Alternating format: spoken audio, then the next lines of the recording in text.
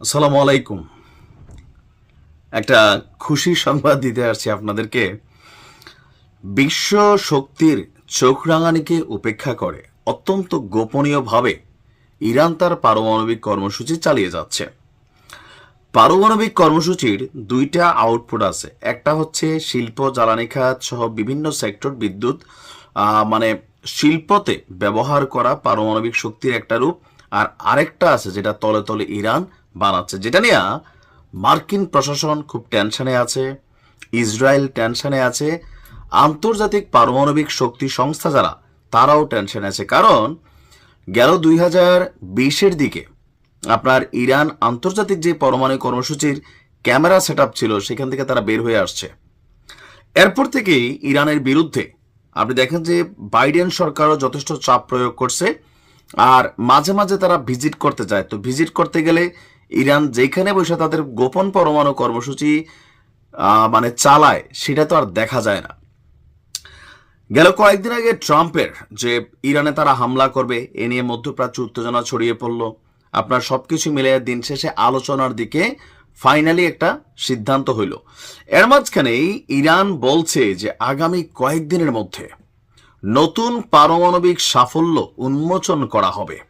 ইরানের আণবিক শক্তি সংস্থার ভাইস প্রেসিডেন্ট যিনি এবং প্রধান হিসেবে দায়িত্ব পালন করছেন মোহাম্মদ ইসলামী, তিনি বলছেন AEOI-20 ফারভার্দিন উপলক্ষে আয়োজিত একটি উচ্চ প্রোফাইল অনুষ্ঠানে নিজেদের সর্বশেষ প্রযুক্তির প্রদর্শন করতে যাচ্ছে ইরান।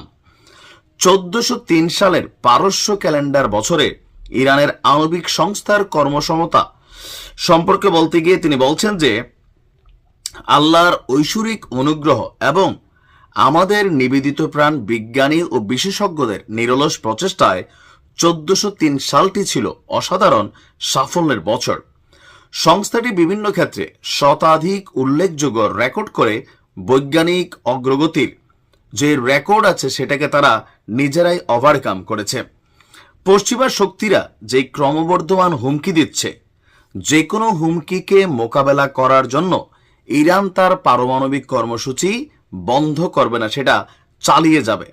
তবে শত্রুরা যদি ইরানকে হালকাভাবে নেয় অথবা মনে করে ইরানের যে কোনো ধরনের অভিযান চালিয়ে পার পেয়ে যাবে, তাহলে শত্রুরা ভুলের মধ্যে আছে।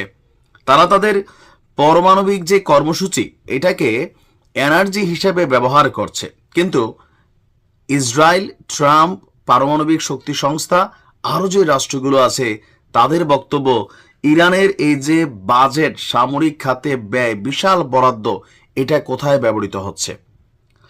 গোয়েন্দা সংস্থাগুলো বলছে মার্কিন যুক্তরাষ্ট্র এবং পশ্চিমা গোয়েন্দা সংস্থাগুলোর রিপোর্ট অনুযায়ী ইরান তাদের মোট ইউরেনিয়াম যেটা সমৃদ্ধ করছে, মানে যেটা তারা মজুদ করেছে, এটা টোটাল অংশটা এনার্জি খাতে ব্যবহার করছে না।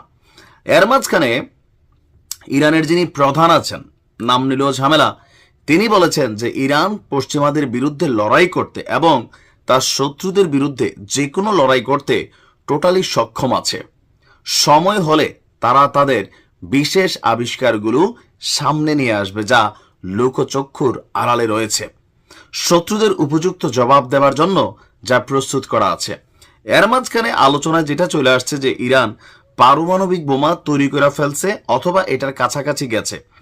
তো আমারও মনে হয় যে যেমন ধরেন অনেক কিছু আওয়াজ দিতে নাই, আমরা ভাবতেছি যে ইরান কেন দেখায় না, ইরানের কাছে কি আছে এটা উন্মোচন করে না। তবে ইরান বলছে শত্রুদের জন্য সারপ্রাইজ অপেক্ষা করছে। এখন এই সারপ্রাইজ কি আসলে পারমাণবিক কোনো মেশিনারিজ অথবা নতুন করে কোনো ড্রোন অথবা কোনো ক্ষেপণাস্ত্র?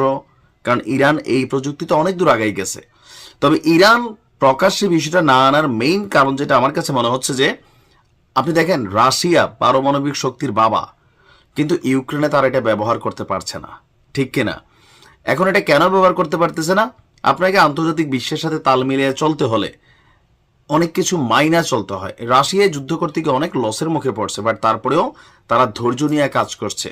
তদ্রূপ ইরানও তাদের যে জিনিসপত্র এগুলো হয়তো একদম ভূপৃষ্ঠের গভীরে গিয়া তারা অনেক ধরনের জিনিসপত্র বের করে রাখছে, তৈরিও করছে, কিন্তু সামনে আনতেছে না। শুধুমাত্র এতটুকু বলছে যে আমরা শত্রুদের জন্য সারপ্রাইজ রেখেছি, কখনো যদি ইরানের সার্বভৌমত্বে আঘাত আসে তখন ইরান তার সমুচিত জবাব দেওয়ার মতন সক্ষমতা রাখে। এখন কি বানাইছে, জিনিসটা কি আমরা জানি না, বাট ইরান নিশ্চয়ই জানে। কেউ কেউ বলছেন ফাঁকা বুলি, কেউ কেউ বলছেন যে না, ইরানরে হালকা নেওয়ার কিছু নাই। আল্লাহ ভালো জানে আর ইরানও ভালো জানে।